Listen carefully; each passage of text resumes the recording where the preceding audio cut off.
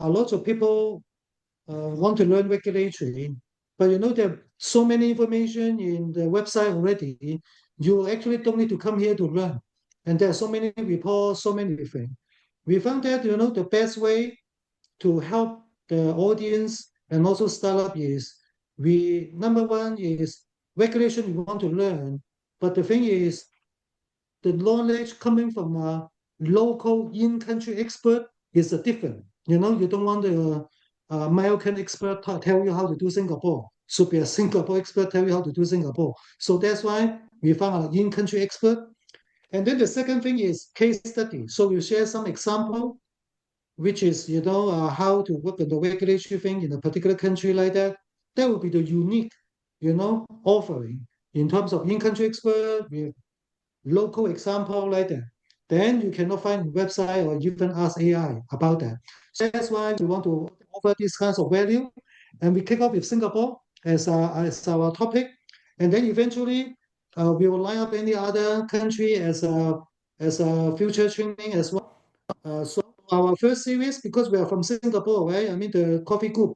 So we have an honor to have Tiffany to kick off our first section on the Singapore regulatory side. And for colleague, if you have questions, please feel free to type in the meeting chat. Then, then we will try to take care eventually. But I let Tiffany to do the whole presentation first. Okay, so that's roughly 20 something minutes presentation by Tiffany. Around there, 20 something minutes, maybe half an hour, etc. Then we can go through some Q&A. That will be 10 pen today. Okay, so that's a background introduction. And Tiffany, I pass to you. Thank you, Jet. And I'll promise I'll keep it within 20 minutes. Okay, hello everyone, and welcome to the first section of our regulatory workshop series. And I'm Tiffany, and today I'll be walking you through how to navigate Singapore's medical device regulations in a way that is practical and hopefully easy to digest. So this section is jointly organized by TechBrew, ARPA, and MSPC. So just a quick note before we dive in. So the views and opinions I'm sharing today are my own and do not represent my employer or any affiliated organizations. So all of you joining us today, you are definitely in the right place if you want to understand more about Singapore's medical device regulations. So the APAC medtech market is expected to hit 225 billion US dollars by 2030. Although Singapore by itself is a very small market, but it has been strategically positioning itself as a leading hub to enable medical device companies to tap into this big pool of opportunities.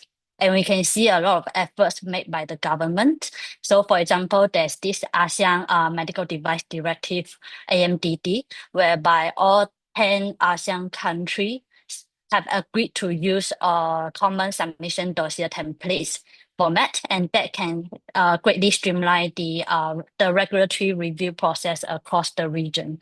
And also we can benefit from the effort from the regulatory reliance for certain classes of medical devices. The approval granted in Singapore can actually be recognized by, say, Hong Kong, Thailand, and Australia, saving you a lot of time when entering this market. And just last year, HSA, which is the regulatory authority of Singapore, was recognized as a WHO stringent regulatory authority for in vitro diagnostic products. So IVD devices manufacturers that have obtained the registration with Singapore can use this SRA status to get expedited listing under the WHO pre-qualification program and getting access to international buyers, not only in Singapore. So we can see that obtaining the regulatory approval in Singapore not only validates the readiness of your device, but even better, it can help to get you to access to more countries in the region more quickly. So to crack open this market, firstly, we need to get familiar with the gatekeeper, which is the HSA. Health Sciences Authority. So HSA is the ones that are in charge of the regulation of the import, supply, and manufacture of the therapeutic products, medical device, and traditional medicines. They also oversee the clinical trial of related to all these products. And the step to get into the market are summarized into these 4 key steps: risk classification of grouping of the medical device, evaluation routes determination, preparation of the technical documents, and lastly, appointment of local representatives. And I'll walk you through these steps through like the case study. So say today we are helping this company, which is the X-ray marketing this X-ray imaging device. They want to enter Singapore market, and they have obtained the EC certificate since 2020 and have been marketed their products in the EU market for more than 3 years. So first step that we want to help this company is to, of course, to understand what is the classification of the device. So Singapore has implemented this Class A to D device classification, aligning with the IMDRF regulation. So for general medical device, the classification is based on the duration of the patient contact, the degree of invasiveness, whether or not this device deliver energy or medicine to the patient, and whether or not this device has the biological or systemic effects on patients. And based on this classification, the Class A device is considered as a low-risk device, and Class D device is the highest risk device. So for this company, for this device, based on the intended use, they can tell that this is a non-invasive active medical device that administer potentially hazardous energy to the patient. So likely this device falls under Class C. And so the pro tip here, number 1 here, is to determine the device intended purpose so that you can get your classification right. And that is the foundation of your registration. So after we get the risk classification, we can go to the next step, which is the evaluation route determination. So in Singapore, Class A devices are actually exempted from registration. However, product owners will still need to notify the regulatory authority by listing the device into the Class A medical device database. And for Class B, C, and D, if you don't have any prior approval in Singapore, or like in Singapore's recognized reference regulatory agencies such as US FDA, EU notified body, Health Canada, Australia TGA, and Japan PMDA, you will need to go through the full route registration. So for full route registration, the review turnaround time for Class B is about 8 months, for Class C is 11 months, and for Class D is 15 months or more. Of course, under this full route registration, there are like a priority review scheme. So if your product is fall under like certain criteria that, for example, like helping with the public health, then you can actually opt for the route 1 to get a shorter approval route. Or if you want to pay a little bit more, you can also like accelerate the process a bit more. Yeah, so you can go to the route 2. However, if you have already obtained approval in more than one of these reference regulatory agencies, there's option for you to go for the abridged registration route or the expedited registration route. So the key factors here is there are a few key factors here.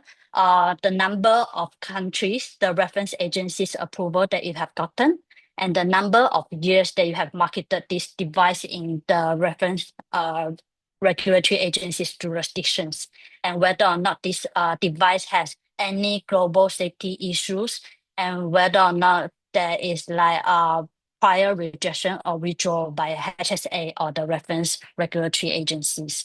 So based on this criteria for our device of interest, this X-ray machine medical manufacturer, which has obtained the EC cert and marketed the product in EU market for more than 3 years. And let's assume that they do not have any safety issues and there's no prior rejection, they can actually go to the expedited route too, which will significantly reduce their review time from 11 months all the way to 6 months. So tips number 2 is to gather the device existing registration information and your post-market data. So they will help you to select the best route for your device. Okay, and number 3 is the preparation of the technical document. So documentation is key. So for this, the way to do it is to follow closely with the guidance document by HSA, and then we need to organize the content to the AMDDCSDT, the common submission dossier template format. Although, like for example, for this company, even though their technical dossier has already gotten approval in the EU market, the content might be the same, but the structure will be different. So they'll still need to reorganize the content in order to suit the format requirement. And don't forget that actually HSA has this pre-market consultation scheme available for the public. So if you are the manufacturer who just started to manufacture, to develop your product, and you can actually go for this development consultation. So they can answer questions from your risk classification or the evaluation route all the way to your clinical study design, so that you can avoid all the doubts in the later stage. So, and if you already have the dossier prepared, you can actually opt for this pre-submission consultation route and to get them to review your dossier and identify any gap before you even submit the dossier to the HSA. So pro tip here is to firstly engage HSA early to clear all your doubts. And this will actually, they charge a little bit fee, but then I think that can go a long way because they can actually save you a lot of like back and forth ding dongs during the review process. And then follow strictly to the good submission practice. So that can actually help the HSA to review your dossier more efficiently and also leave them a good impression. Yeah. So last but not least, you need to appoint a local representative that will have the license. They are the ones that holds the correct license to submit your dossier to handle the device licenses.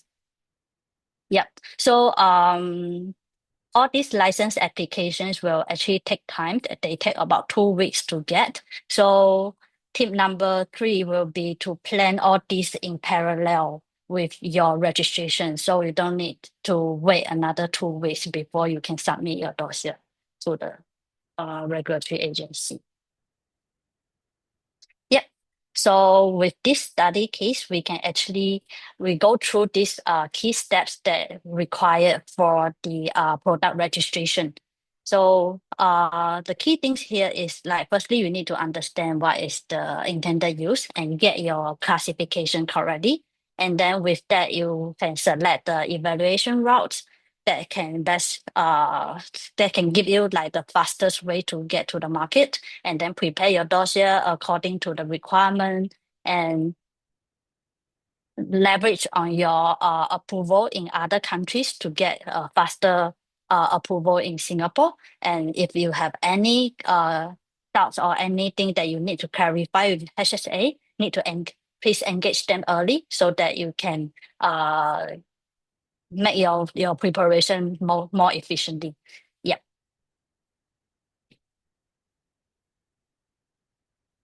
Sorry. And that is not the end of the compliance. To get HSA's full compliance after you get your product registered, you still need to fulfill the post-approval obligations in order to get the full compliance with HSA regulations. Yeah. So the key is to understand the post-market obligations, including like say adverse event reporting, especially the timeline to report to HSA, field safety corrective actions requirements, including like the recall requirements, the actions, the plan that you need to submit to HSA to get the approval, and complaint handling. And let's say if you have any change to your device after approval, you need to follow the regulations to understand like when and how to notify HSA about your change before you even market the change the device into Singapore. Yep. So you still need to company you still need to establish post-market surveillance plan and internalize all these requirements into their QMS processes. And through all these mechanisms, they'll be able to check the device safety. Okay, sorry. Yep. So, all in all, there are three key takeaways to ensure full compliance with HSA regulations. Before submission, we'll need to classify your device early, and use based on that, you can get the registration route correctly and prepare the submission dossier. And if you book the pre-sub consultation with HSA early, so to clear all the gaps and doubts and before you submit the dossier. And after your approval, don't neglect the post-market surveillance. And we need to set up all the mechanisms in-house so to monitor the device safety continuously throughout the product life cycles. Yep, so I have put down some useful link here from risk classification all the way to post-market surveillance, and hopefully they can help you if you want to dive deeper in it. And these are some of the guidance documents. And with that, thank you for your attention. And I'm happy to take any questions. Thank you, Tiffany. And Yeah. really glad that Tiffany is our first speaker, and also really happy so many participants today. Actually, Tiffany, I haven't talked too much, but the other thing you can see from our invitation is she spent close to 10 years to supporting different medtech startup in Singapore with their quality and regulatory submission, etc., across ASEAN like that. So there's some good experience there. And of course, every company have very unique problem, right? Today we may not able to solve all your problem like that, but it's all got good overview and also some key tips that you should aware. And let me see. There's one question from the meeting chat is GDP MDS. Tiffany, I'll let you have a look. Oh, okay. So there's a question regarding the GDP MDS certificate needed. So no, if you already have the ISO 13485, you don't really need the GDP MDS because your ISO 13485 scope supposedly to should cover the distribution part of your medical device. Thank you. Chiwei also have a questions. The next one. Yes, definitely the approval of, so the question is asking whether or not approval of EC will help to speed up the HSA. Yeah, so definitely, because EU notified body is one of the recognized regulatory agency in Singapore by HSA. So with that approval, the company can actually go for either the abridged route or the expedited route. So if you have like one country approval and then you already market your device in EU for more than 3 years, you can actually go for the expedited. So that will guarantee you like an even faster approval process. Let's take turn because I feel Tiffany working very hard. So let me take some quick question as well. There's next one Nice. sentence talk about why company cannot get immediate approval. I think that's the same question all the company in the whole world ask to their regulator, including FDA, etc. So the quick answer is yes and no. yes, you can get immediate approval if your product risk is low, right? Like Class A. So it can be. But government need to take care of their citizens. They don't want to let a high risk product go into the market and nobody know and no control about it. But to get our approval, that means a lot of manpower. And there's a lot of submission happening in Singapore and also all over the countries. So it take time and also expert to review and then ask question, all that kinds of thing. That's why it takes some time. Of course, the pros and cons is you protecting people, but you delay the launch of a very innovative product, right? So that sometimes is the concern. But please understand, Singapore also have other policy to allow you to make the product available to the patient earlier while you're still doing the registration approval. Like there's a guidance note 20 GN27 that within maybe 2 weeks you got approval from HSA for a particular patient to use a particular medical device in 2 weeks' time. That considered pretty quick, not 1 year. So there are ways to do it. But Selena, because today not very long time, but we just give you an overview. But feel free to contact Tiffany and me like that. But I hope to give you some idea what's it about. Uh, Tiffany, can you take care of the next one? I have time to look at the next one, maybe. The next one is asking about, uh, sorry.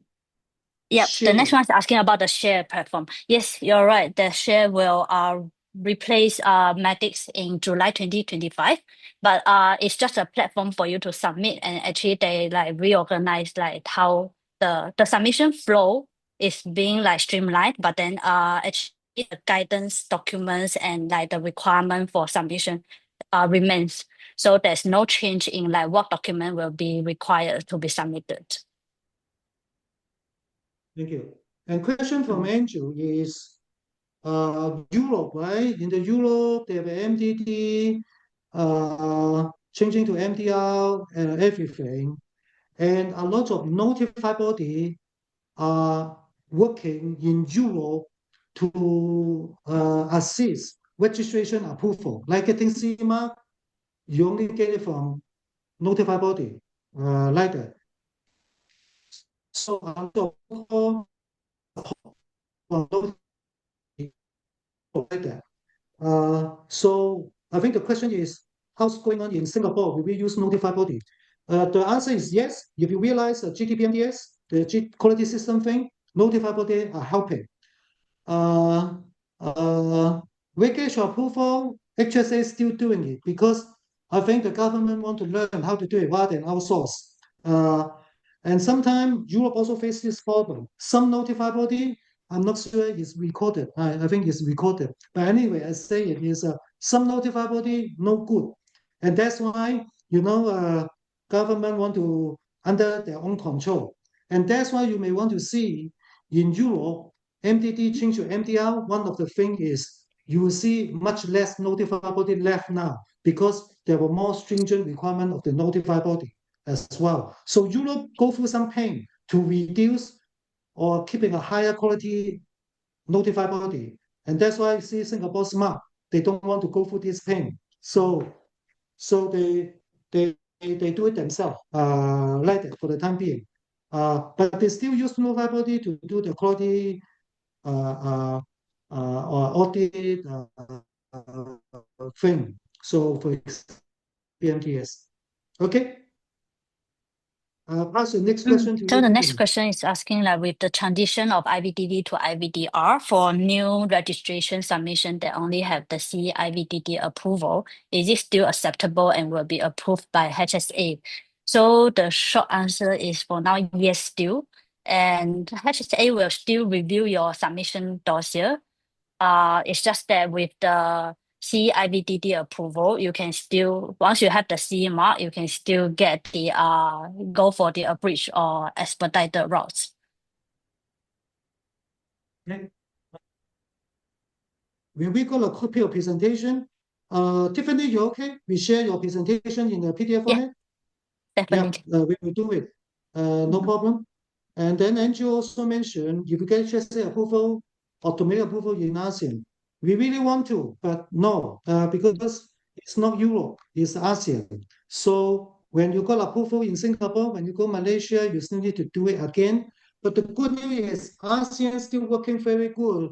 They at least make the registration requirement pretty aligned with each other, close to each other. So when you do the Singapore registration, when you go Malaysia, you'll be, pretty I won't say 100%, but 90% similar documentation are there. So minimize the rework. Uh, the same logic apply when you got Europe approval. Does it mean you get US approval? No, no, right? You need to do it again. So even country have their own unique requirement. That's why you won't get all country approval like that for many good political or geographical reasons. So I hope you understand this. But all the ASEAN countries are working on the mutual recognition a little bit, like Singapore, Thailand.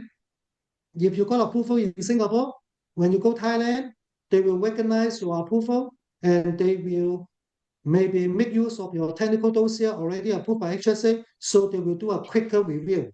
So that's all help. Some mutual recognition will make your approval time quicker. Okay, thank you. Tiffany, I'll pass you the next one. So I think it's similar questions about the Thailand approval. So Zofia is asking, with after the HSA approval, do you still need a local person in Thailand to communicate with the Thai authority during the registration process? Or is an English speaking person sufficient? I'm not entirely sure about this because in my experience, we actually engage a local person to talk to the Thai FDA. Jack, do you have any Yeah, experience on this? Yeah. the simple logic Mhm, is each mhm. country, you need to have your local representative person. Different country Yeah. call different name. Hong Kong call LLP. Some country call license holder. Some country call MAH, market authorization holder. Whatever name they call, but you need a local representative because if you're a Singapore government, if you have a problem, you want to talk to somebody in Singapore. You don't want to call Italy. Hey, your product have a problem. Please come and this and that. No government want that. So they must have a local representative like that. So it's a common practice.